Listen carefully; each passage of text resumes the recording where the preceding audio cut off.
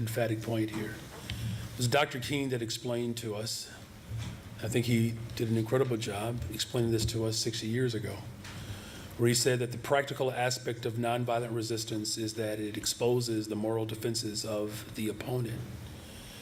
He has no answer for it, but if you use violence, he does have an answer. He has the state militia.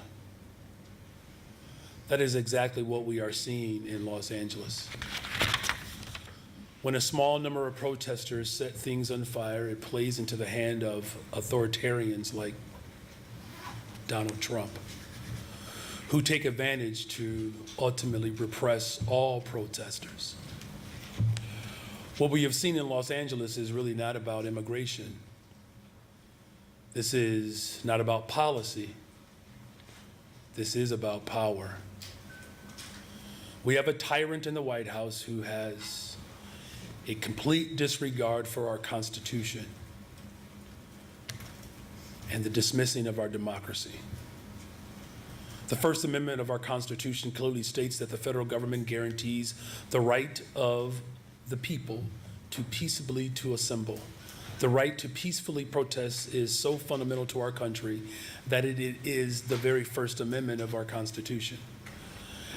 And when we talk about democracy, we are not talking about just voting every 4 years.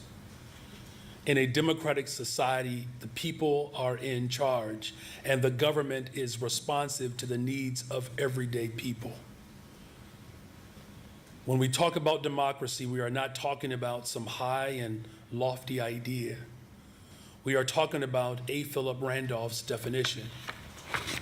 He says, a community is democratic only when the humblest and the weakest person can enjoy the highest civil, economic, and social rights that the biggest and most powerful possesses. In a democratic society, it doesn't matter if you have billions of dollars or if you are living paycheck to paycheck. We should all have the same rights under the law. And that is why we stand up for our immigrant community. That is why we stand up for incarcerated people. That is why we stand up for working people. What we are seeing in California and across this country is an affront to that idea. We are seeing poor and working people being terrorized without due process.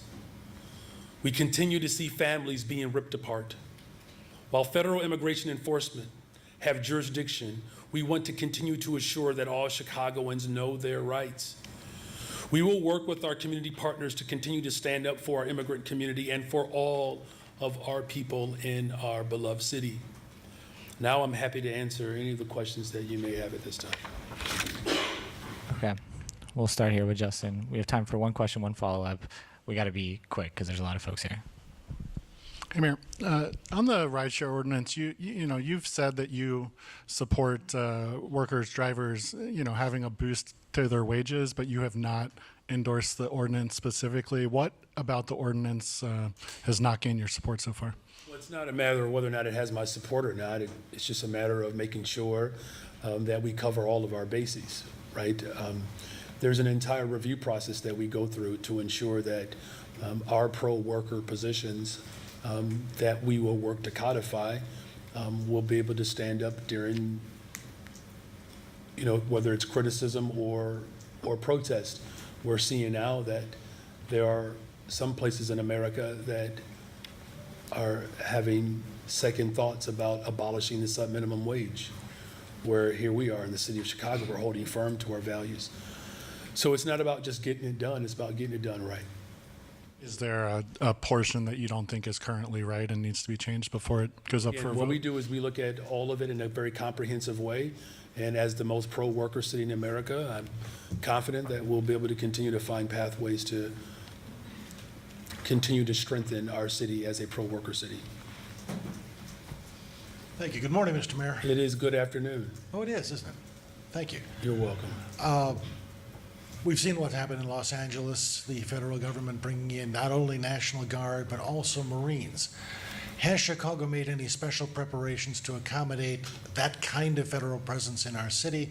And are we giving any kind of thought to protest zones and ways to keep the downtown area open and free for business while First Amendment protests are going on? Yeah, the first and foremost goal and our responsibility is to keep everyone safe and to protect the rights of the people of this city and around the country. And so constitutional policing is our prevailing form of leadership, and we will continue to ensure that constitutional policing is carried out. Look, we do this well. There were concerns that people had about my administration leading into the DNC, a lot of hyperbolic concerns, quite frankly. Look, we demonstrated that we know how to protect people's right to assemble and to protect the Constitution while making sure that government continues to show up for people and that the everyday routines are not entirely interrupted. As far as, what our preparation will look like moving forward, we do know that this president is determined to insert chaos. Our responsibility locally is to continue to provide calm and structure to this situation. It's a really terrible moment in our nation's history where families are being ripped apart, and we also have just an absolutely criminalized approach towards governance, and this president clearly continues to show how low he will stoop, in order to protect the interests of a handful of people. The fact of the matter is he's been president of the United States of America for less than 200 days, and he has been a miserable disappointment and a failure. Have you had any communication with federal authorities about the possibility of bringing out the National Guard here or seeing Marines in Chicago? I have, complete confidence that between those who are protesting, who want to ensure that their message is brought to the federal government, that they'll be able to effectively do that. Any need beyond our local police department as we assess the full situation, this is not something that even the state of California called for, right? So this president's desire to not only militarize and criminalize, but his commitment to drive chaos is something that I've said from the very beginning is not only reckless, but it's incomprehensible, quite frankly. So we're going to protect people's right to assemble while also ensuring that Chicagoans can get through their day-to-day. We don't have time for a long question today, sir, so just straight to the question, and we're going to go right to Heather. Microphone on? Yeah, straight to the question, we're going to go straight to Heather. Thank you. Jeez. I thought the theme of today's press conference was freedom of speech. At any rate, you have called on the citizens of Chicago to rise up against ICE, to resist ICE, to fight back against ICE. Many Chicagoans, including black and brown, tell me that that sounds like a call to violence. In light of the violence that we're seeing in Los Angeles now, the looting, the damage to property, the attacks on law enforcement, would you consider withdrawing that violent call to violence? I believe in nonviolence. Right. Well, you also have said that the illegal immigrants that are being targeted by ICE are the working families of Chicago. The real Chicagoans are now facing tax increases because you've spent millions of their tax dollars on migrants. They're including a grocery tax. Okay, we need the question. Why would you think that real Chicagoans should trust you to spend their money after you've already wasted millions of it on illegal aliens? We are investing in people. Is that really honestly your only answer? Yeah, we're going to go to Heather now, thanks. Wow. Hi, Mayor. Hey.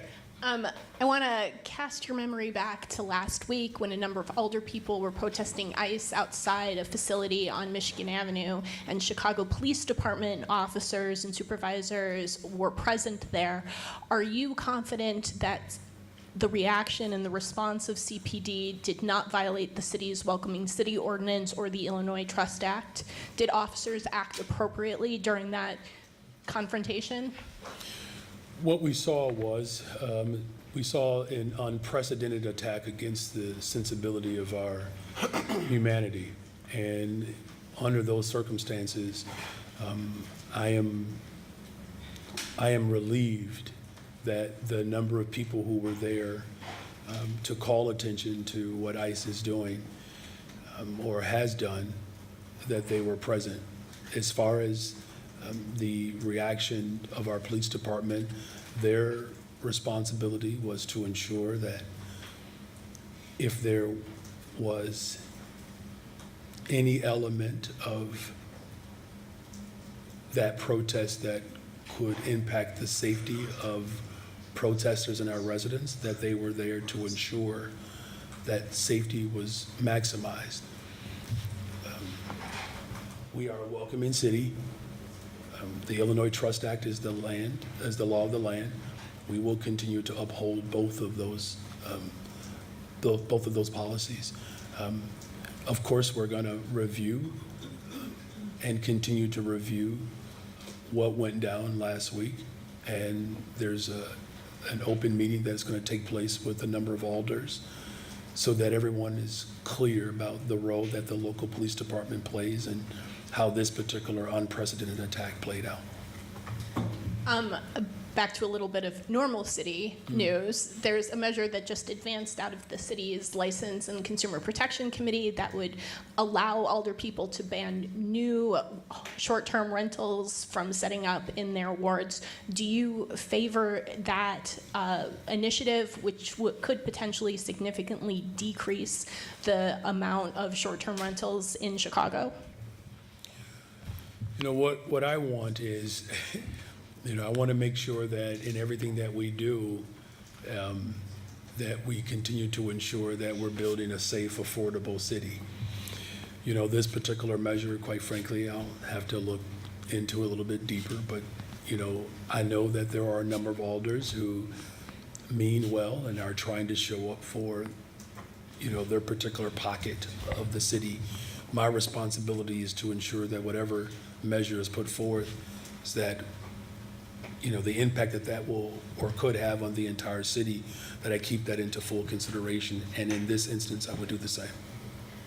As we look towards Saturday. What's your name? Oh, Whitney Wild from CNN. From CNN? Yes. You just, when a new student shows up in the classroom, I'm going to notice, all right? I know. Welcome, CNN. I don't come as often as I wish I could. We'll change that. I'm working on it. I'm here today. Thank you. It's my pleasure. So as we look towards Saturday, what do you anticipate the posture of the Chicago Police Department is going to be? There are large protests Saturday here and all across the country. Again, what is the posture of CPD for Saturday? And then additionally, do you know if the city is having strong communications with the event organizers to make sure that expectations for what you can and can't provide are clear? Yeah, thank you for that question, and thank you for being here. Our first responsibility is to ensure that we keep everyone safe. That is my number one responsibility. It's what I think about every day, all day.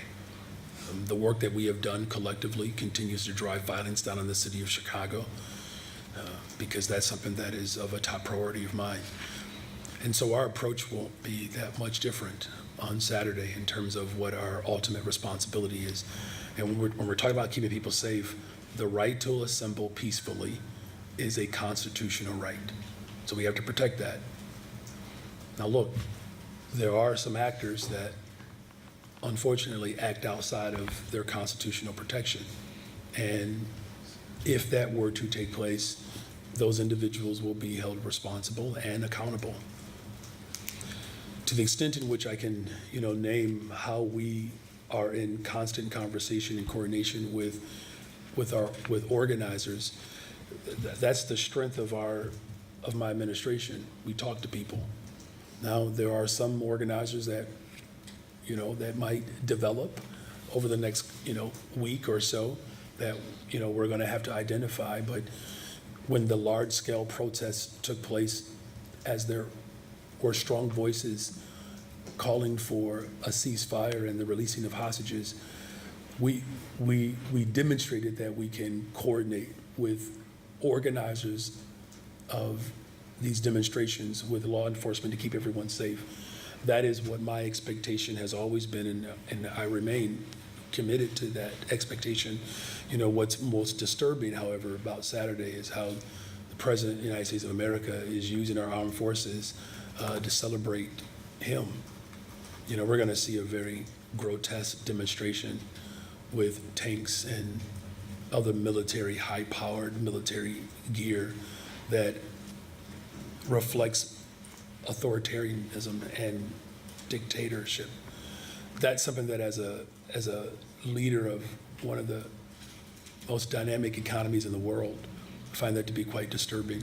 But we're going to make sure that here locally that we demonstrate what's sensible about our democracy, and that's protecting the fundamental right to protest and demonstrate and to peacefully assemble.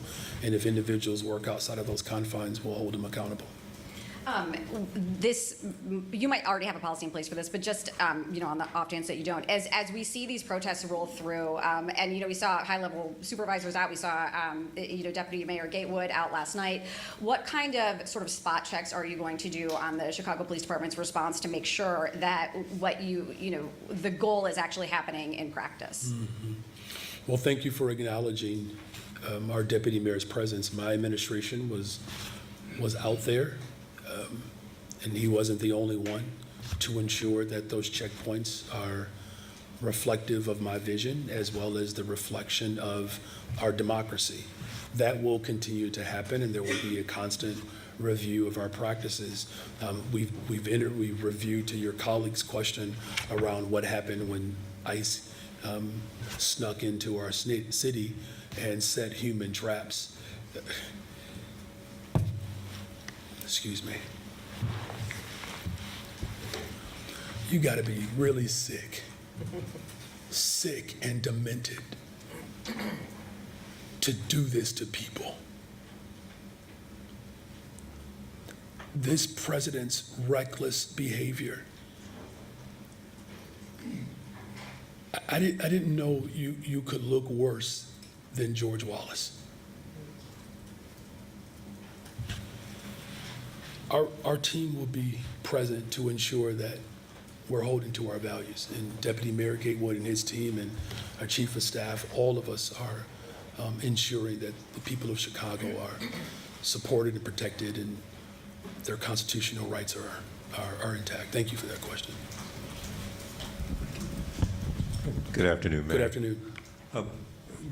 Along those lines, and this may be a question for Deputy Mayor Ponce de Leon, what kind of contacts are there with the feds? If are you hearing anything from ICE or federal, enforcement about plans for the near future and what they may or may not be doing? Thank you for that question.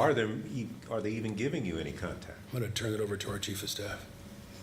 Yeah, we've received word that the federal agents have been informed that they have 48 hours to stand by and be ready to deploy. There will be tactical teams, there will be mini tanks, there will be other tools that they use in which they plan to do raids, as we saw in Los Angeles. So that information, it's actually pretty public. It has been out there and in fact on official channels. So that's what we are aware of. We have been coordinating with the state. We have been also coordinating with the county, making sure that we have open lines of communication. And Deputy Mayor Gatewood has been doing some additional discussions, coordination, and communications internally. I spoke directly with the governor just an hour or so ago as he prepares for his testimony at the Oversight Committee. Spoke with Board President Tony Preckwinkle. It's going to take all of us to stand firm to ensure that our democracy is intact. And what are you hearing from people in the community? I mean, we've heard some reports earlier this week that it's going back to when people were afraid to come outside or go to work or take their kids to school. They're terrified. They are absolutely terrified. And look, I remember a few stand-ups ago when I talked about what terrorism looks like. This is it.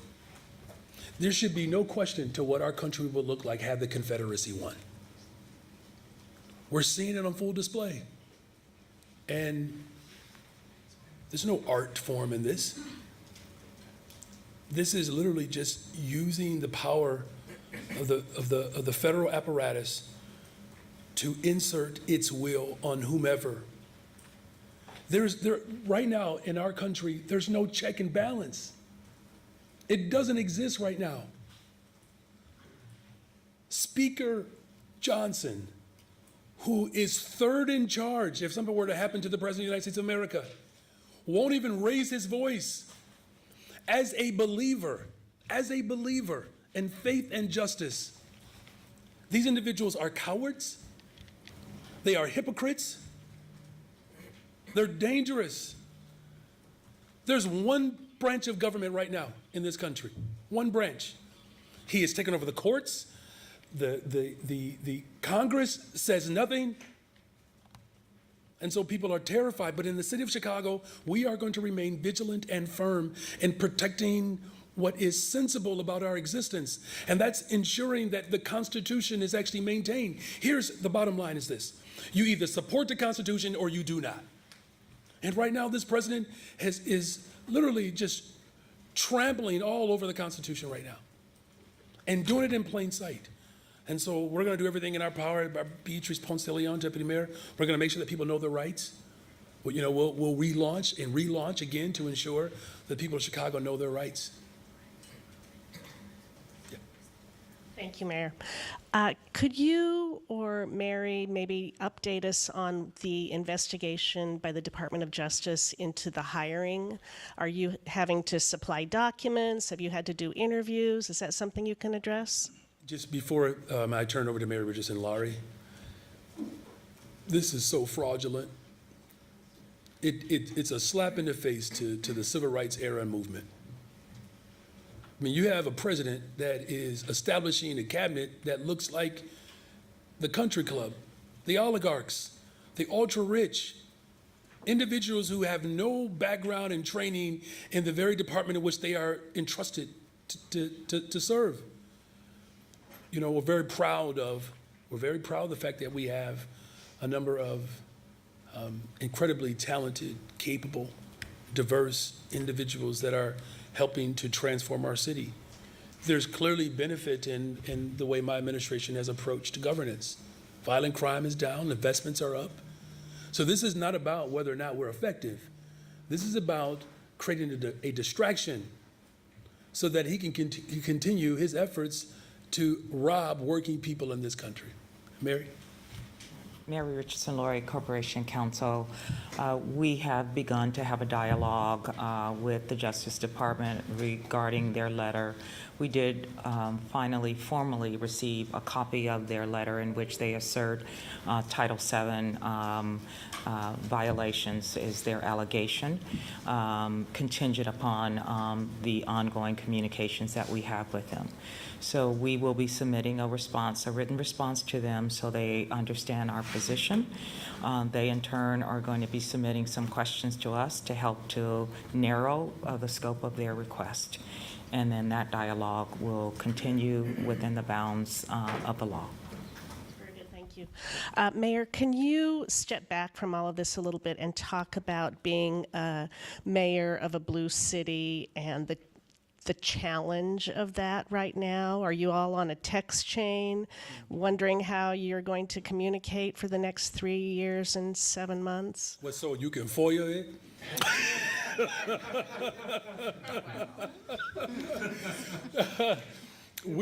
So that's a great question. What I will say is this. There are some fundamental differences between cities that are ran by Democrats and those ran by other members of different parties or a different party, Republican Party. But there's one thing, though, that is consistent, is that we know that it's at the city level is where government really shows up for people. And so in that regard, that there is a universal line of communication through the U.S. Conference of Mayors, which I believe I'm going next week to talk to mayors all over the country, and they all won't be Democrats. right? They're all concerned with what I'm concerned about, whether you're Republican or Democrat or independent or otherwise. Community safety, investing in housing, healthcare, and good paying jobs, our education system. As far as, Democratic cities, I will say that it is clear that there is more intentionality around the Trump administration to attack Democratically ran cities. In fact, Governor Abbott spent millions of dollars attacking our city. Literally spent millions of dollars, not trying to work in collaboration to coordinate how we can deal with what occurred or what was happening at the border. I will say, though, that our resolve is my resolve and our collective resolve still remains. I will say, though, that communication extends beyond mayors. It even speaks to community groups. I'm going to turn over to our Deputy Mayor, Ponce de Leon. She can speak about some of the work that's happening on the ground, the way in which we're all communicating to ensure that we're showing up for working people, and at this time in particular, our immigrant community. Thank you, Mayor. Yes, thanks for that question. Our team is part of a network, a national network of immigrant affairs, immigrant rights offices out of mayor's offices. So we are certainly connected to them there and are seeing the types of activities that are going on in other cities as well. But locally, we meet and often are in touch with the major organizations that are fighting this and trying to inform residents. So the National Immigrant Justice Center, the Illinois Coalition for Immigrant Refugee Rights, the Resurrection Project, OCAD. And what we hear is certainly people are afraid, but people are also finding ways to stand up for their rights and to get connected to resources. And just a couple of the challenges right now is the need for legal support for deportation defense and for legal guidance. And as we try to drive some philanthropic, private dollars in that direction, but also just send an invitation out to lawyers and others that might want to support those efforts. That is the most pressing need that we're seeing right now. And then in working with these organizations, also pushing out not only the Know Your Rights information, but ways that families and individuals can be prepared in the case of a detention and what they can do. So I am often sharing this number, but I want to share it again. There's the hotline. It's 1-855-435-7693. That's for any immigration-related question or emergency. People recommend that give them a call. And then the shared website that is with the state and some of the organizations. And that one is good for beyond Chicago. And we're seeing, and we might see these actions happening outside of the city as well. So that is IllinoisImmigrationInfo.org. But we are in regular communication with those organizations. Hi, Mayor. How are you? I'm doing well. Good afternoon. Good afternoon. Got it right. What do we know about the ICE tactical units that are going to be sent to, you mentioned Chicago, we know LA already, Philly, other large cities that are going to be anchors for these protests on Saturday? Do we know when they're coming, what protesters should look out for or expect? Just as I mentioned before, yesterday the notice was given to agents that they have 48 hours to deploy.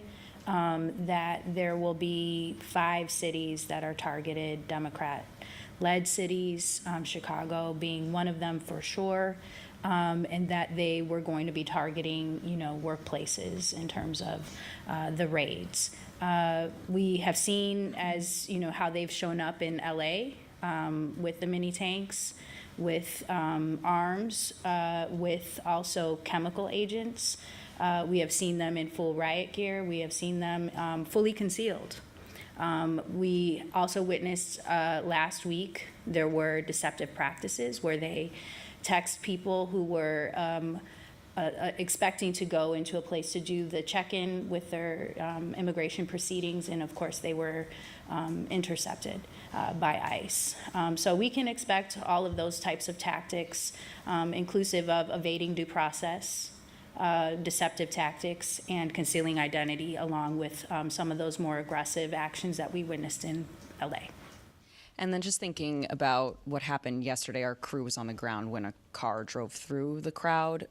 Is there any sort of plan to try to protect large groups from vehicles, especially when we don't really know the route? Understandably, it can be difficult.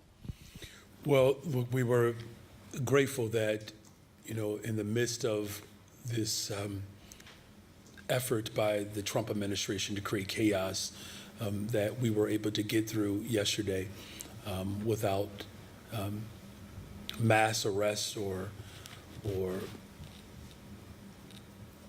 life-altering harm.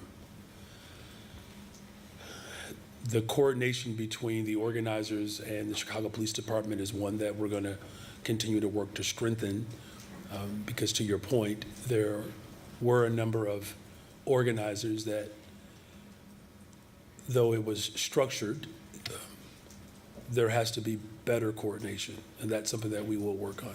Deputy Mayor, do you want to add anything else to that? Yeah, absolutely. So thank you for that question, Sabrina. Of course, after every large incident, we do have to action report to get a better sense of what we can improve. Nobody obviously expects someone to do what they did yesterday, so we'll make improvements on that. We already had a meeting this morning with some of our team on additional resources we'll need in place. We've been in contact directly with the governor's office about some of the support they can provide as well. So again, our teams are constantly thinking about ways to evolve and make sure folks are able to protest safely and our police are able to do their jobs. So that's what we'll continue to do on this one as well. Hi, I guess this would be for Christina Pasiones or Karen Gatewood. In terms of when ICE says they're going to have an action, what is the protocol for the CPD, and what is an appropriate role for them? I was told by an activist today that under the Trust Act, it is not appropriate for them to cut off streets or do crowd control. Is that your understanding? Basically, what's the CPD's role when ICE comes in? Let me just start off by saying that, and thank you for that question, we are a welcoming city, and that ordinance is the law of the land, the Illinois Trust Act. It's the law of the land, which simply states that our local law enforcement will not coordinate or engage or behave as federal agents. Now, if there's a federal warrant that is available, then that provides space for a different type of assessment. You know, as far as the role and the responsibility of our police department, it is to ensure that protesters can live out the Constitution safely. That is their responsibility. They also have a responsibility to ensure that, you know, in the event there are actions that are moving, that it is effectively coordinated, right? Because we don't want anyone to get injured. And so there's a certain element, I don't know what this person's definition of crowd control is, but I can tell you as mayor of the city of Chicago, I want to make sure that whether that crowd is 5 or 5,000 or 50,000, that they're protected. That is the role and the responsibility of our police department. I don't know if they have to add anything else to that. Thank you for that. Okay, and so given that the CPD was there, ICE claims that they had final orders of removal for every one of the people they took. I've FOIA'd for those and have not gotten them from ICE yet. Is it your understanding that they did have those orders of removal? Look, it's a great question. I don't know if anybody up here can answer that. Look, we're not federal agents. We don't represent that jurisdiction. What I can say is that as someone who does represent 2.8 million people, that the President of the United States of America setting human traps, it's still unconscionable. And I know Chicago appreciates our position of being a welcoming city. We do. You know, as far as any of those final orders, you know, that's beyond our jurisdiction. So I can just confirm those were not presented to city officials. I don't know. They're not required to do that, I don't believe. So, you know, we'll have to get back with you on that. Like, because I want to be thoughtful here, because I don't want anyone to believe that somehow we are in coordination with the federal government. They're not just showing up, they're just showing up with tanks and setting human traps. There's no coordination between the city of Chicago and the federal government. There isn't, not particularly on this issue. But we got to go. Monica, we got to keep going. Monica, we got to keep going. My question is for Chief Christina. Me gustaría que me explicara cómo se está preparando la ciudad de Chicago para las grandes protestas este próximo sábado y qué han escuchado por parte de ICE, qué podemos esperar en las próximas semanas en cuanto a operativos. Sería mejor si el Deputy Mayor Ponce de León puede contestar, porque ella está en comunicación con las organizaciones. ¿Puedes repetir la pregunta? ¿Cómo se está preparando la ciudad de Chicago para hacerle frente a las próximas redadas, pero a las próximas protestas este próximo sábado? Sí. Bueno, primeramente, como se ha dicho esta mañana, la ciudad se está preparando para estar seguros de que la gente tiene la capacidad y el derecho de salir a protestar de una manera segura, ¿verdad? Tomando en cuenta, al fin de cuentas, la seguridad de toda la comunidad. Entonces, con la policía va a haber manera de que ellos sigan las reglas de la ordenanza de bienvenida, sigan las reglas del estado de Illinois Trust Act, y a la vez proteger a las personas que están protestando. Pero también tomando en cuenta de que, dijo el alcalde, que hay a veces personas que pues quiebran las leyes, que causan daños, puede haber violencia y van a tener que estar preparados también para eso. En cuestión a lo que puede ser que venga ICE en estos días que siguen, ya tenemos básicamente confirmado públicamente, se ha dicho, ¿verdad?, que va a haber redadas tipo como lo que sucedió en Los Ángeles. Pueden empezar mañana, puede ser en esos días que vienen. Y también nosotros no podemos interferir con el trabajo de ICE, pero tenemos que ni colaborar con ellos, ¿verdad? Solamente ver la manera de seguir protegiendo al pueblo de la ciudad de Chicago. Mencionó anteriormente que están trabajando con las organizaciones. Cuénteme, ¿qué están haciendo específicamente? Bueno, hablamos diariamente con líderes de las organizaciones como son ICER, el Proyecto de Resurrección, OCAD, porque sabemos que ellos están en la lucha, están informando a la gente de lo que son sus derechos, los recursos que hay para ellos, y también ellos están organizando protestas, demostraciones de una manera pacífica. Lo que quieren es que luchar en contra de lo que está sucediendo a nivel nacional, pero hacerlo de una manera que no pone en peligro a las personas que están. Y tenemos que agradecer que están tomando sus riesgos ellos mismos. Muchos son impactados y afectados personalmente. Nosotros queremos apoyarlos de una manera que también respeta lo que son las leyes de la ciudad y el trabajo de la policía de la ciudad de Chicago. Thank you. Thank you. We will continue to organize collectively. Thank you. Mayor, good afternoon. Good afternoon. Block Club reported today that Uber overcharged customers $1.8 million in a downtown congestion fee that was collected by the city. The company is now asking the city to pay them back because the company paid back its customers. Should the city do that? We will be reviewing, Mary Richardson Laurie Corporation Counsel will be reviewing the allegations set forth by Uber and respond. You might be aware that we already have an active suit associated with Uber, so we will review those specifics and respond accordingly. Gotcha. And there's already a handful of city fees on Uber rides. I understand as a measure to close the fiscal cliff that did not pass, it would have been a new 10% tax on all Uber rides in Chicago. Ubers have gotten more expensive. Do you think these surcharges and city fees have gone too far, or could we place even more on these on Which on Uber? fiscal, what you talking The about in transit fiscal Springfield? The cliff, yeah. transit, okay, Yeah. I just want to make sure that we're clear. I believe that the state of Illinois, working in collaboration with the city and the county and really the entire state, of finding ways to ensure that public transportation is affordable, reliable, and safe. That is the collective responsibility and the role that I believe that we all have. You know, as far as any specific revenue proposal, again, I've stated it multiple ways and multiple times that we have an unfair structure in the state of Illinois where the ultra-rich that benefit from our city services have to take more responsibility, right? I mean, our region alone, economically, we drive this state. And 87% of the overall ridership or even economic prowess of our transportation system is right here in this region. Everybody benefits from Chicago. Everybody benefits.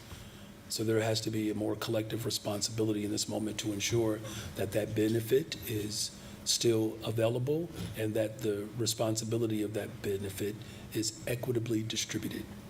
Thank you, Mac. Thanks, Mac. We got to keep going. Sorry. Thanks for coming in. Good afternoon. Good afternoon, Mark. Given the Commander-in-Chief's voodoo sense of rule of law, how concerned are you that this whole thing is going to escalate to the point that he's going to declare a warlike emergency and therefore suspend habeas corpus, with the result being that the 14th Amendment and due process just go out the door, which is provided in the Alien Enemies Act? Well, it's clear that that's what he's doing. Those are his intentions, right?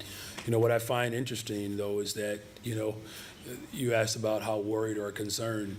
This is where this is so pharisaical, right? Because the same individuals that are worried that government is too big, this president and his party, are sending masked men with war weaponry, into cities and creating checkpoints in cities and disappearing people without the due process, right? I mean, he's already doing that. This is no longer a threat. He's doing it, and, the same people who are supposedly concerned about government overreach and civil liberties, they're doing it. What our response has to be is to ensure that, we protect, people's basic fundamental rights. That's why I said before, Mark, you're either for the Constitution or you're against it. And, you have people who are lining up, the ultra rich, to extract more out of this economy, putting poor people and working people in desperate states and trying to create chaos to create division within community groups. And we're saying enough is enough in Chicago. Coming after vulnerable people, no matter who they are, is a threat to all of us. And so that's why we're going to continue to work to build a safe, affordable city, but also to ensure that we're protecting the rights of all of our residents. Thank you for that question. And given what's happening to Ross Baraka now, how inoculated are you from going the same way, whether you're personally there or not, to uphold sanctuary city status or doing it from your office? Yeah, it's a great question. And look, I don't believe this is about sanctuary city solely. It's not. I mean, I think that's a component of it. This is not just about sanctuary city. Again, this is about our fundamental right to be able to live peacefully in a nation that has yet realized its full potential. As far as my own, personal inoculation or how I show up in this moment, unafraid, unbossed, unbought, I'm Chicago.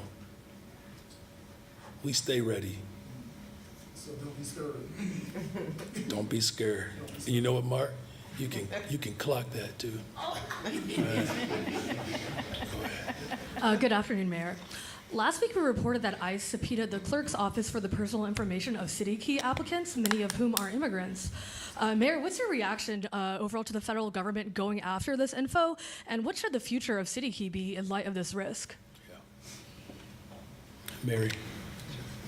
Thank you for the question. We responded to that request for information, and we respectfully declined within the bounds of the law, given the privacy issues and specifically the exposure of groups like domestic violence victims, which would have been exposed had that information been provided, which would have been in contravention to their rights.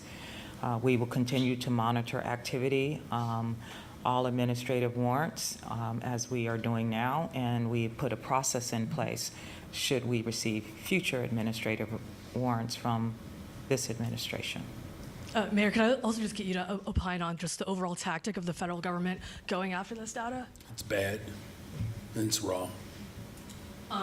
Since you responded to ICE saying you won't comply, have you received communications from them? And is there any world, such as a threat of contempt of court charge, where the city would turn these documents over?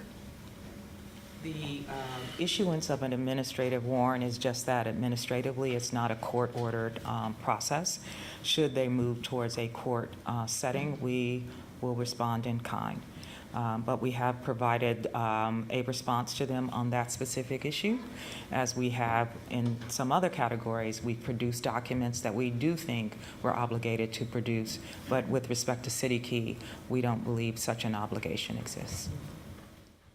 Hey, Mayor. Hey. Following up on Justin's question, what do you want to see passed in this rideshare worker ordinance? Specifically, do you support forcing Uber and Lyft to pay drivers as much as the ordinance is seeking? Well, look, the reason why we're bringing everyone to the table is so that we have a policy that works for industry and the workers. That's always my drive, whether it's paid time off, whether it's, $11 billion of new investments on the southeast side of Chicago, that those impacted by the policy see their values attached in whatever product we produce. So we're going to continue to work with industry and ensure that their voice is heard at the table. That's probably unique. I know that hasn't always been the practice of the fifth floor.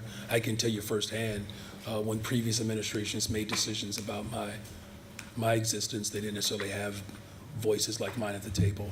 So I'm very sensitive to that.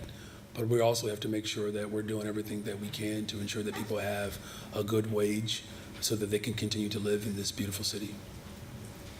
Switching gears, the argument we've heard from protesters at the ICE office last week is that CPD helped ICE out because they assisted with traffic control. And if they weren't helping ICE keep the streets clear, then ICE would have had to dedicate more agents to do that themselves. Do you think that argument makes sense? It's the job of the local police department to keep people safe. That's their job. It's what I think about every single day. I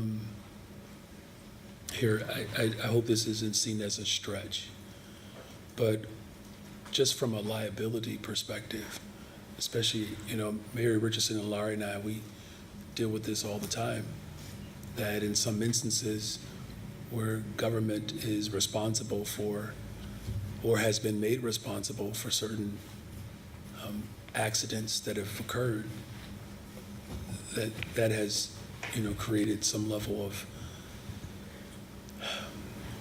a weighted burden, right? And so it's not a coordinated effort to see families deported and separated. Let's just pause for a second. This is what we're talking about. There's what Trump is doing. That's our problem. It's what Trump is doing.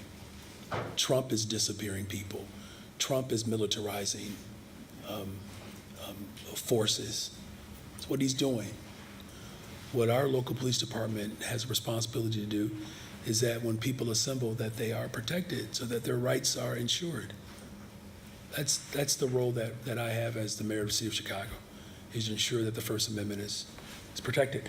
Now, is there room to continue to review our practices? Of course, this is unprecedented. But we have one clear opposition in this country right now. One. That's my focus. We're going to ensure equity and justice is maintained in this city, that he can come after us in any form in which he pleases. How we show up for one another, that's what's most critical here. It's not just immigration. He's trying to erase Black history from our collective story as Americans. Here's the same person who is cutting off food and medicine to people. All I'm saying is, look what else he's doing. We have to be able to keep our eye on everything. He is deranged and unwell. It's important that we remain focused on who our opposition is. But we'll continue to review all of our practices to ensure that people of this city know that they are loved and protected and supported. Good afternoon, Mayor. Good afternoon. Am I it? I guess I'm it, right? Kind of a follow-up to Charlie's question about if Trump sends military here. I mean, is there anything you guys can do? Would you file legal action against the administration? I know the state of California has. I mean, what will you do if the military is sent here? Look, I spoke with, as I said earlier, I spoke with the governor directly. I spoke with Board President Prewinkle. We're all, committed to ensuring that the city, the county, the state as a whole, that we maintain, the sensibilities of our democracy, right? The ability for us to freely express and express, protest. Like, that's fundamental to our democracy. As far as any particular action that the city or the state or the county or what we would do, particularly as a city,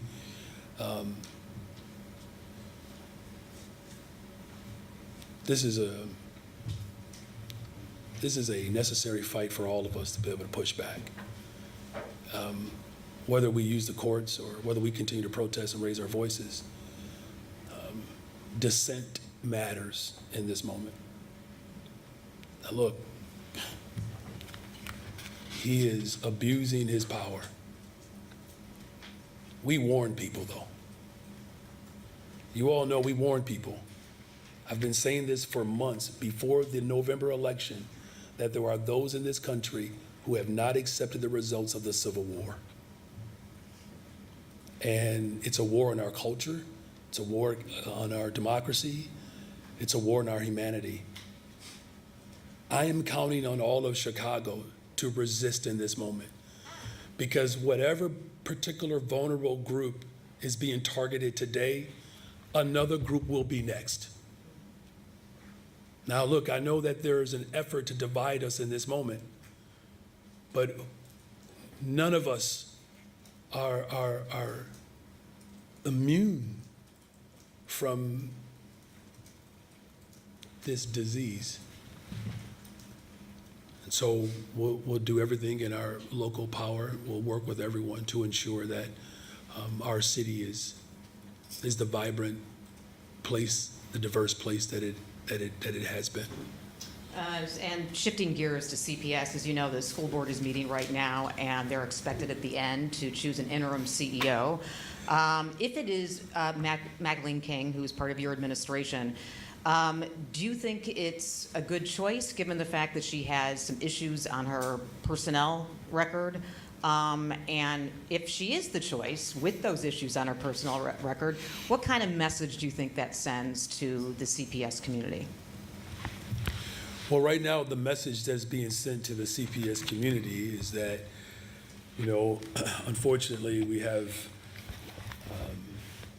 an outgoing person who just refused to manage.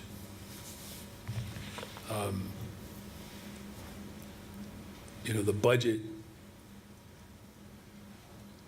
that was put forward last year, as we told people, was just, it wasn't a real one.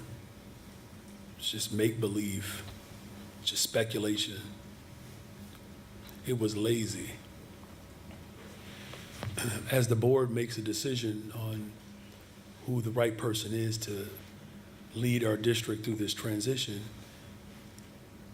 it has to be someone that reflects the values that I've fought for my entire education career. That's the thing that's most important here. But should that person have violations on their personnel record? The person has to reflect my values.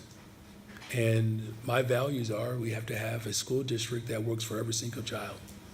Now look, I'm not going to get into any speculation around, who the final person will be, but I do know that there was a very thorough process as I directed the board members to go through, to vet, and to take that thorough process before the democratic body.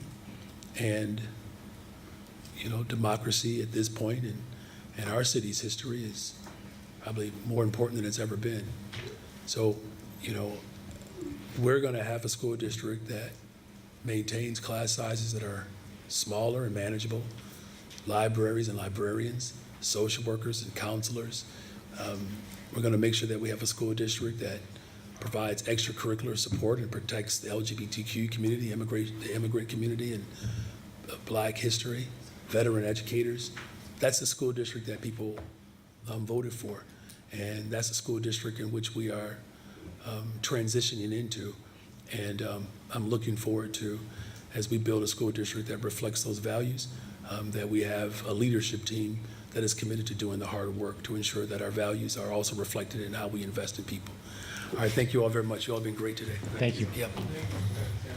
You're welcome. This has been breaking news from CBS News Chicago. I've told her many times, I would not be here today if it weren't for you, so I thank you. She's more than a doctor. She's a friend, she's a mentor, she's an inspiration. She's a pioneer at the forefront of HIV/AIDS research and treatment. I literally saw people who were comatose and unable to even raise their head off the bed, returning to full life. Her patients call her Dr. C, and she's changing their lives. Meet her Friday on CBS News Chicago at 10.